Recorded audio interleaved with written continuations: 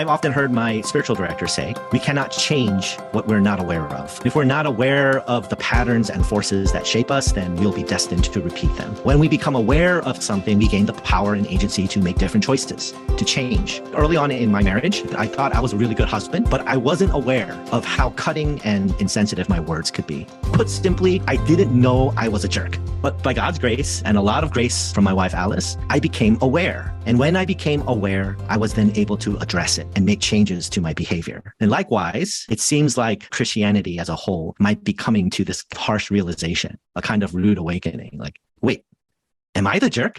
What if we're not the good guys that we thought we were? What if there are things we need to change? But if we want to avoid knee-jerk reactions and surface-level solutions that promise change but deliver more of the same, the first step is to grow in our awareness. Ecclesiology is just a word that means a study of theology as it relates to the nature and practices of the church. It's basically about what church is, how we do it, what it's for. And one thing I've realized is that most of us are unaware of our own ecclesiology. Most of us take the way we do church for granted. We mostly assume it's just the way things are, and it's the way things have always been. But of course, any cursory study of history tells us that's just not true. We're like the proverbial fish in water. We're unaware of the water we're swimming in because it's in us, it's all around us, it permeates our whole lives. But we can't change what we're not aware of. We rarely ask, hey, what's in this water? Or where is this water even coming from upstream? If there's one thing the study of history should teach us is that the church is always changing and evolving. In fact, we've come quite a long way from the small, simple, organic communities described in the New Testament. Of course, now we have 501c3s, we have professional clergy, we have buildings, stages, AV equipment, media,